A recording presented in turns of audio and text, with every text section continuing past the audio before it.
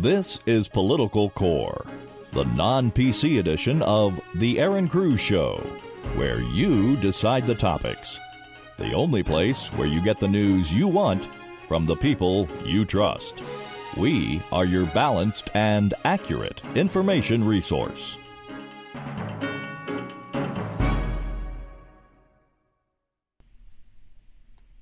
Good evening and welcome to the Erin Cruz Show. This is Political Core. We're coming to you tonight from New York City. I'm your hostess, Erin Cruz. Thank you for joining me. Tonight's topic is about Donald Trump and Memorial Day and all of the events surrounding this last week. As we've seen that America is back and she's flourishing, and I'm quite pleased to report that. One of the topics about Trump that I'd like to get to tonight is surrounding media. And I know this has been a common topic that I've touched on many times. And I know that I may sound like a broken record, but I think it's really important for us to recognize what's really going on right now. I received this week, actually today, several emails from the Trump administration, and I'm sure if you're on one of his lists, you have as well. Today specifically, I received some of, and you may have seen this in your email box, but some of his tweets where he says on May 28th, "It is my opinion that many of the leaks coming out of the White House are fabricated lies made up by fake news media." In another separate tweet, he says, "Whenever you see the words sources say in fake news media and they don't mention the names, it is," and then in a separate tweet it says, "It is very possible that those sources don't exist, but we are made up by fake news writers. Fake news is the enemy." Now, I think it's really important for all of you citizens. You know where I stand. If you know me and you've been following me and possibly you're very good friends with me politically and online and everything, and you're an activist, you understand where I'm coming from in this.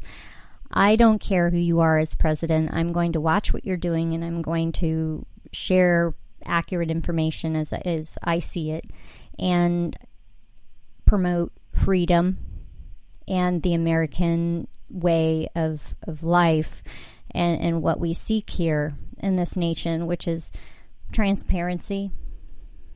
And in this case, I do understand where Donald Trump is coming from, but I want to distinguish between what he is saying, what actually is going on, and what we as responsible citizens need to do in terms of taking action. And what I'm seeing even from people who write in different publications and other things is that there's this sense of, yes, I'm going to back Donald Trump on this, and unnamed sources, they're fabricating. Well, I think in the case of many news outlets, top-tier news outlets, there is a case that there are, maybe a couple of outlining stories where we're not getting maybe where the source is coming from, or even kind of an idea of what the background of the source or person is. And in many cases, that can lead to misunderstandings and maybe not understanding how relevant the information that source has been providing. And I also agree that in certain cases, we have people who are providing information that they feel if somebody knows who they are, their life or their safety could be put at jeopardy, or perhaps their job. And in those sorts of cases, there are several reasons why that should raise an eyebrow. If in the case of it putting your job in jeopardy and you're leaking information that you shouldn't be leaking and that may be confidential or classified or any other such material, that could be a very, very large problem. On the other hand, there is a reason why the freedom of the press and they have the ability to suppress information in terms of names. It's because they have those powers. Now, I think it's important to distinguish here the difference between fake news and sources unnamed and real news that needs to get out. And one of the things that I see might be a good indicator that fake news is using false sources or sources that maybe are not there or true, and fabrication, when it is in direct conflict with what's in the best interest of the United States of America, is where I see the issue. And what I've seen and what we've seen, I think, over the course of the last 5 months are these sorts of leaks that have come out that are in direct conflict with the safety and national interests of our great nation. And quite honestly, they're anti-American sorts of leaks. They are not in the best interest of our nation. They are not promoting American exceptionalism and the promoting of a stronger and better America. They're leaking in an effort to tear down and destroy our nation, and most likely the information they're leaking is not wholly and representing the situations in a positive and accurate way. I'm not sure if you're following me here, but I think it would be a great indicator when we do see that these news outlets are leaking information which weakens our national security interests and the view of our great nation, because that is telling me that we have people within our country, within our government, within our own structures of employment and elsewhere that are in direct conflict with what our goals should be as a nation. And when they come out and they say things that are to tear down and rip apart that infrastructure, that's a big problem. And so that to me is a big red flag about sources, red flag about the news sources themselves, and the reputations that are currently out there. Now, I'm not sure if you do follow me on Twitter, which is my is at Wagner Gurley, WAGNERLIE on Twitter. And I put out there a link to CNN Money. All right. CNN Money. And I would like to find it here. It was quite alarming. As we talk about fake news sources, this is one of the largest and probably more reputable in the general minds of the American people in terms of, you see CNN, you think news. Okay, when you think news, you think accurate information, you think data you can write your name by in terms of, they tell you about money, they tell you about actions or events across the nation or across the world, and you trust that wow, that's really going on. Oh goodness, and so when I pulled this story about money, it was CNN Money, and it was on Trump. And I would really like to find this. I'm dialing it up right now because I want to give you the link. I think it's really relevant, especially with the topic that we're discussing today. It basically, that entire page is devoted with pictures of Trump all over the place. And I would have to say that there isn't a positive or uplifting article on there. It is like the National Enquirer, negative National Enquirer of news media, CNN for Trump. I mean, it's quite astounding. All right, so the @ is http://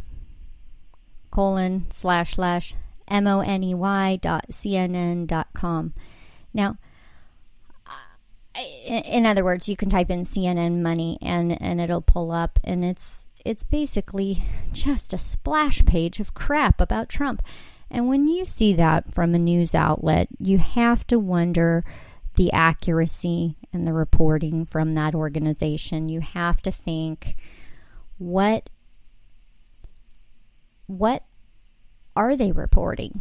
Are they actually reporting data? Because it tells me when you get somebody who says, well, nothing is ever right, it's never any good, it's always terrible, there are always problems, always never, black and white thinking, that you have to know that's got to be a problem. And so in the case of this CNN money, please just look at this page. It's very warranting of a little bit of eyebrow raise in terms of the way we view CNN as a whole, because I'm going to tell you what we've seen with Donald Trump over the last 5 months is a great gain in job production. We've seen great gains in the reduction in terms of debt in many areas, and we've seen growth in ways that we hadn't seen in a long time. I've seen Americans just excited again, businesses flourishing, looking for growth. Just an attitude towards American exceptionalism and opportunity that I had, an enthusiasm that I hadn't seen in a very long time. So when I see things like this particular page, it's concerning. Absolutely. It's something that we have to wonder, what else are they giving us in terms of inaccurate information? And I'm not saying that information they're putting on that page is inaccurate. I'm just saying that if anybody puts something that's so blatantly anti-president and, and trust me, I was very against almost all of Obama's actions. They were in direct conflict with our drives as a nation, in my opinion. But to put something so blatant from a news reporting agency where that's what they do exclusively is provide data and information and the basis for, many different things that our businesses depend on and rely on in terms of, where they set their goals and they watch the markets. And the integrity of these news organizations is on trial. It would be my thing, in my opinion.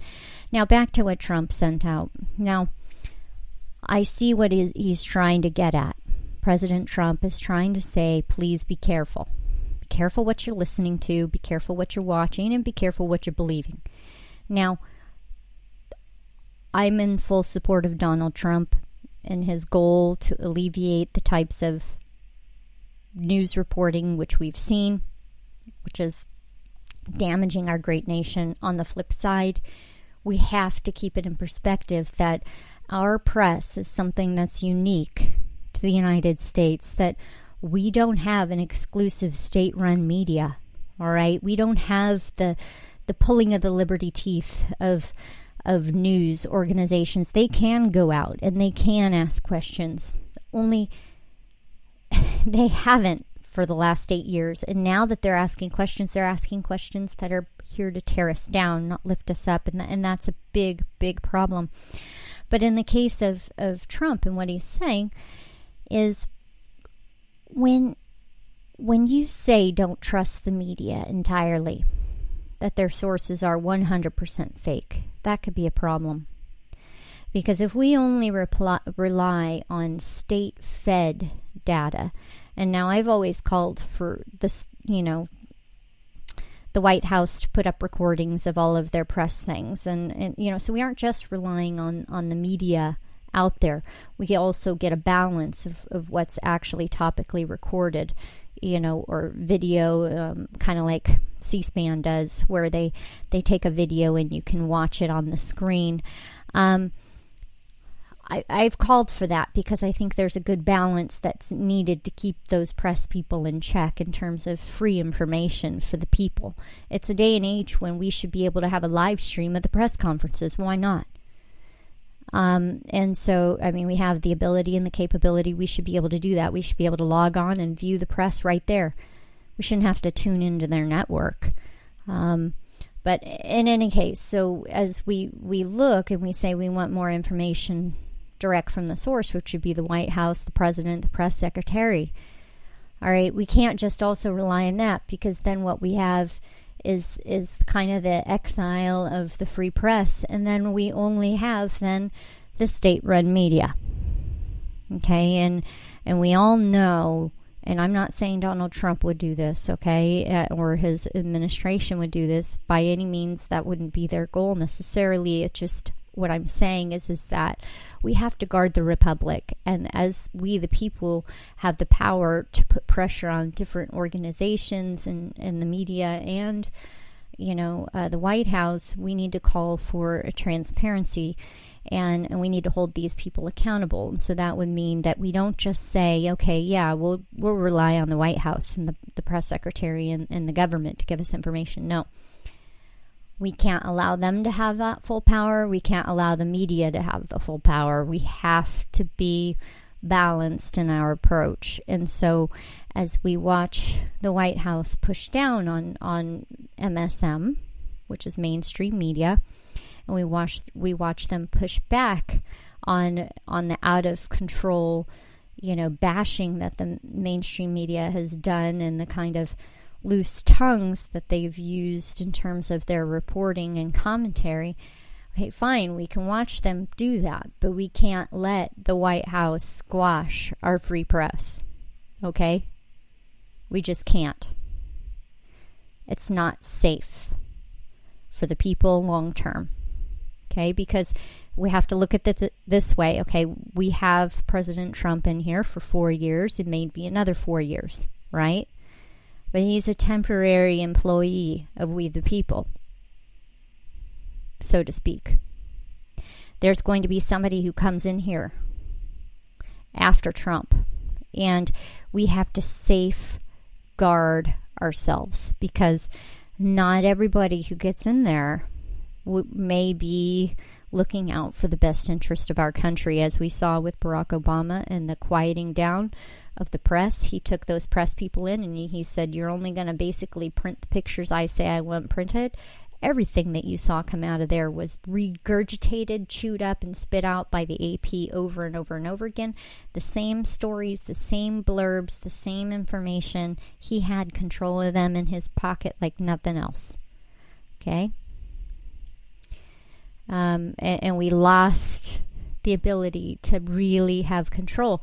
One, because we didn't have enough information and insiders and ability to see what was going on inside of there. Two, we had a press that was leaning left towards him. So if we have a position where the White House says, okay, the press, you have to behave, and we're going to quell you, and we as the White House and state-run media, we're going to only release certain information, and that's pretty much it. I mean, we're screwed if somebody else comes in there and then wants to strong arm again. So I think it's important, and hopefully you're following me here, to keep your head on straight in terms of how you look at the information and news you're getting, how you approach it, how you think about it, and then what you pass on. Because again, I think as most of the issues that you and I go over and we discuss during Political Core every week, it comes down to the very basic fundamental issue. Okay? Comes down to the basic fundamentals, and that would be think, observe and think, process it, and then react. Okay? And keep a balance, keep perspective, because it's up to us. We're the only ones that are going to do anything about what we see. Everybody else is going to do what's in their own best interest, and that may not be in direct best interest of we the people, and freedom. And what I'm seeing here is that as we've kind of transitioned out, and we've got this 6 months into this new presidency, it's just amazing. Okay, seeing the growth of we the people, and kind of the fervor and the praise and the positivity and unity that I'm seeing. I mean, it was evident in Memorial Day weekend this weekend. It was just amazing. And I know during Obama's administration we had many occasions where we had seen the coming together of people to pay their respects to the fallen soldiers and those who have served and given their lives. But this year in particular, I just saw pouring out just a unity of the people to want to recognize and remember, those people who have given, many of them given all for this great nation. And I think part of that was the fact that America is back. We have her. She is back. And these people, for generations, they fought so we can have what we have today. They did not fight in vain. Their lives were not given in vain. Their hard work, their dedication, and their sacrifice was for us and for the future generations. And because America is back, because we are starting to flourish, because the people now have a voice again, because we're able to make impact. I saw just kind of like a bonding with her in this last weekend in terms of recognizing those service people who paid the ultimate price. So I wanted to just kind of share that with you.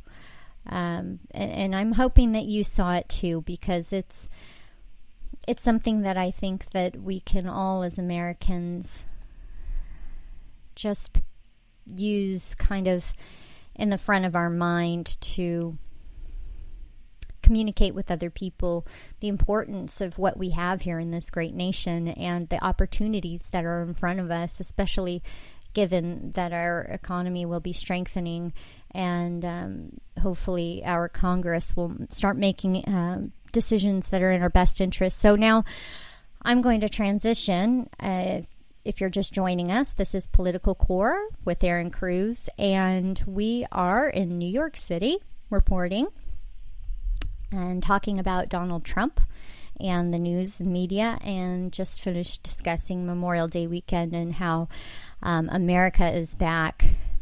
But we have a lot of work to do, and I think those lives can't be in vain. They can't be in vain for, they've lost everything or they've given all.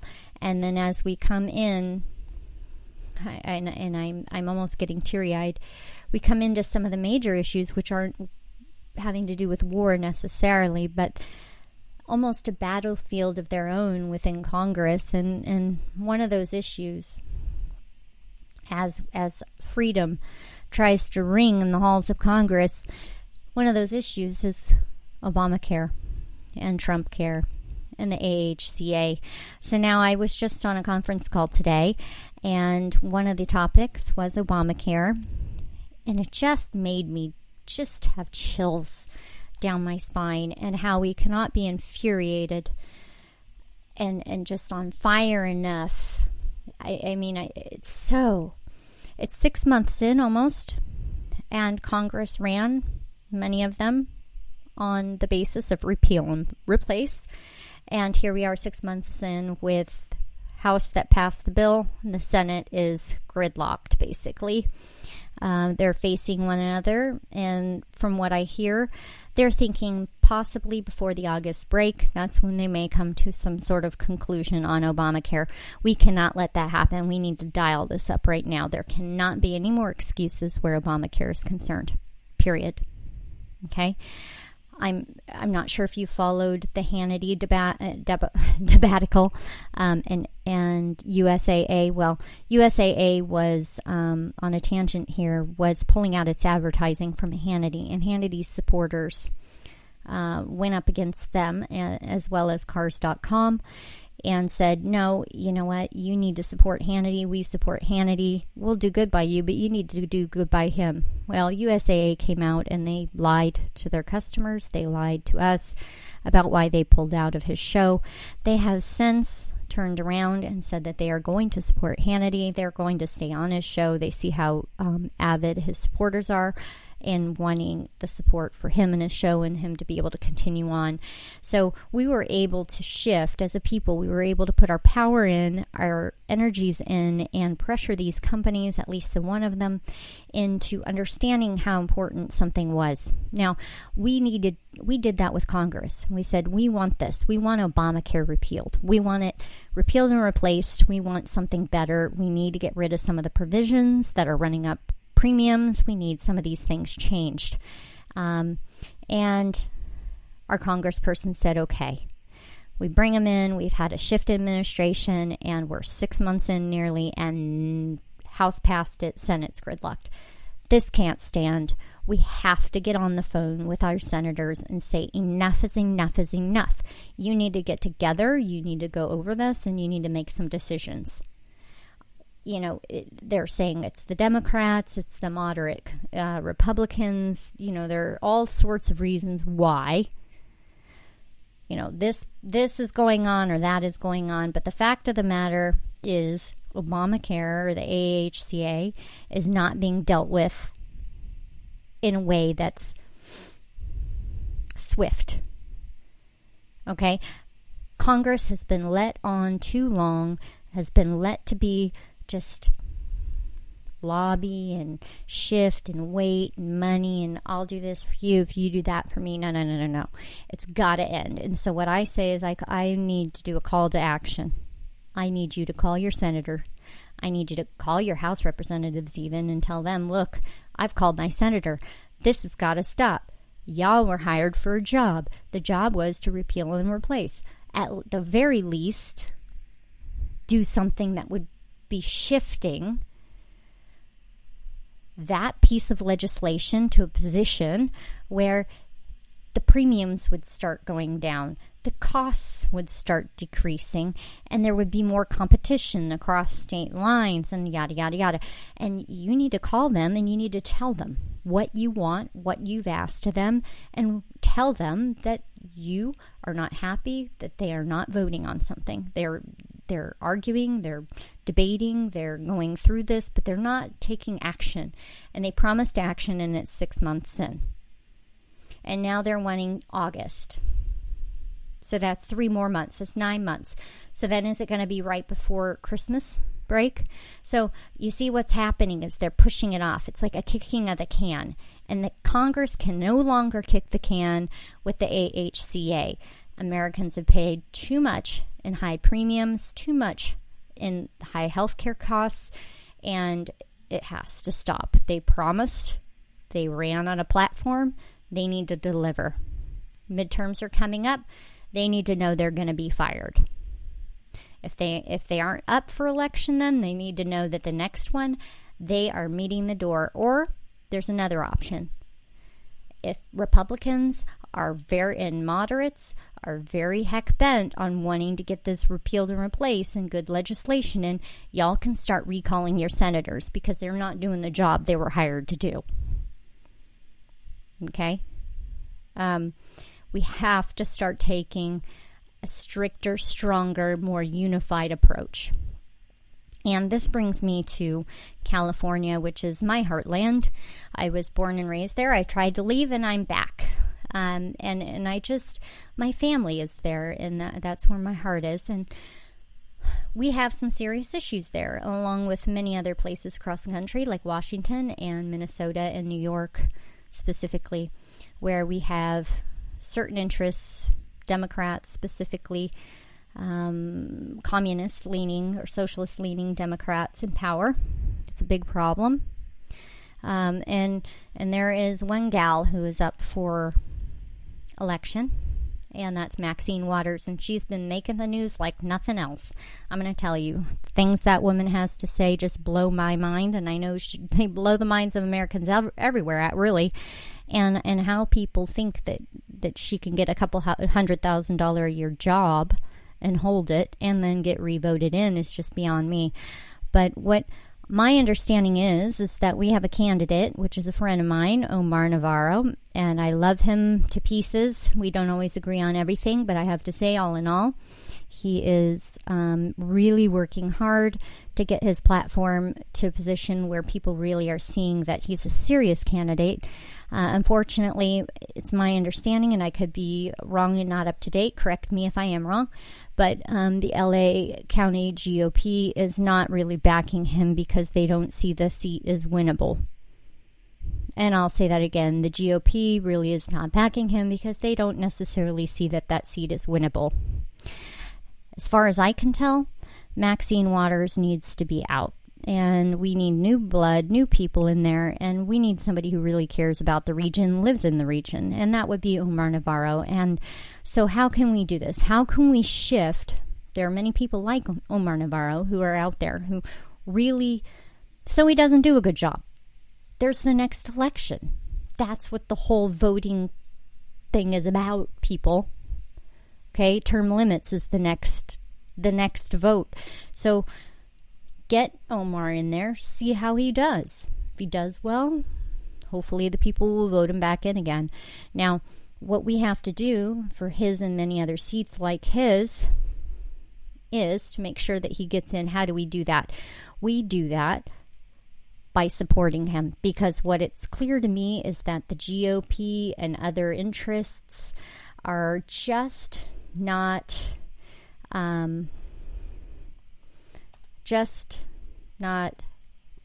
supporting these candidates like they should, because they don't think it's winnable. Well, I have a huge problem with that. I mean, I wish Donald Trump could come in and he could say, okay, these people, they really need to be in and up, please support them.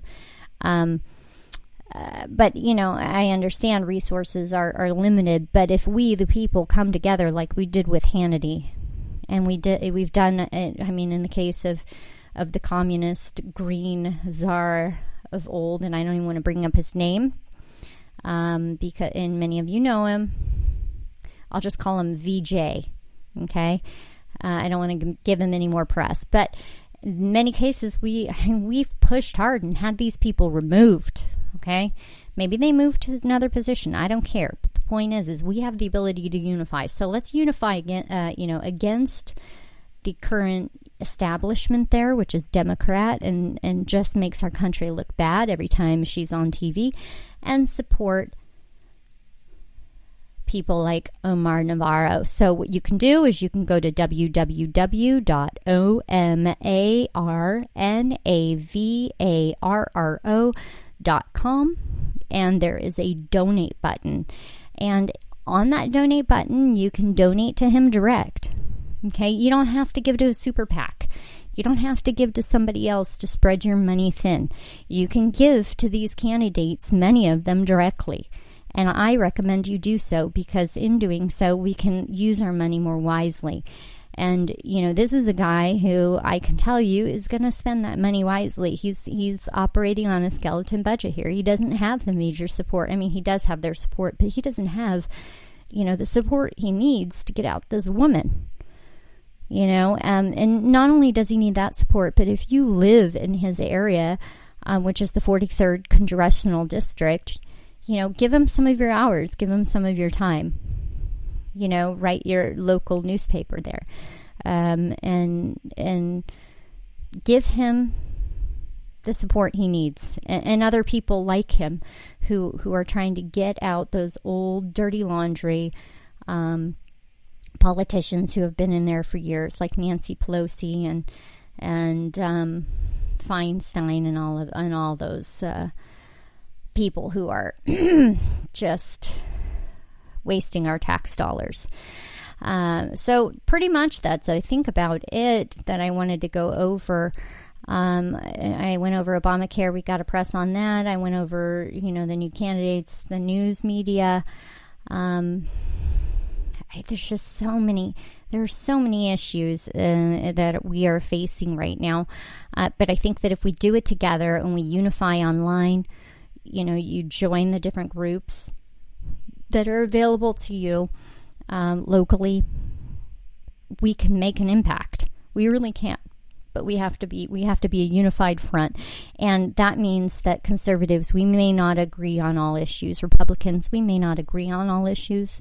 Even moderates, libertarians. I have a big heart for the libertarians because, I call myself a conservatarian.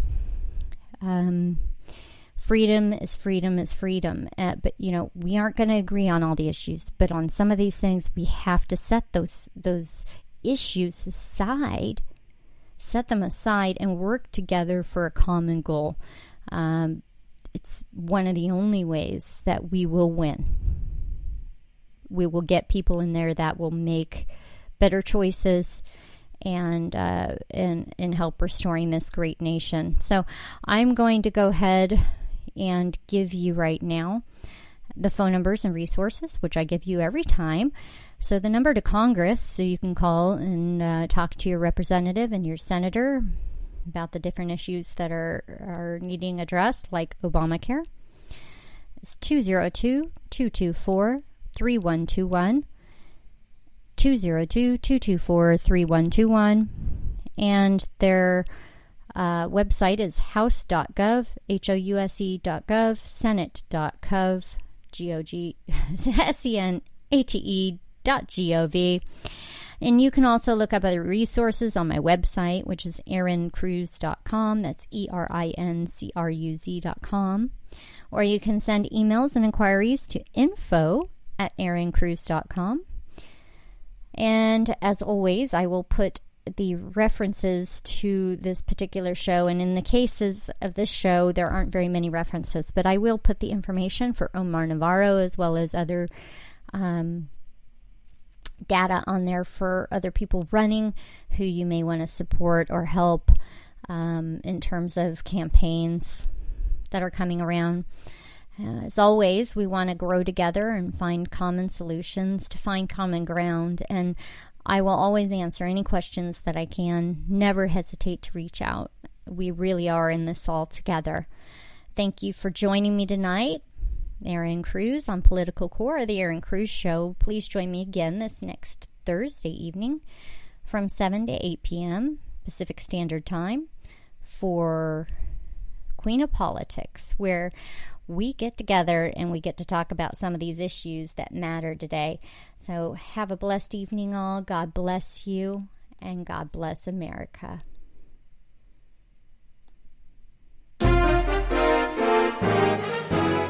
To hear more and to learn more on how you can make an impact or about Political Core and the Erin Cruz Show, visit us online at erincruz.com.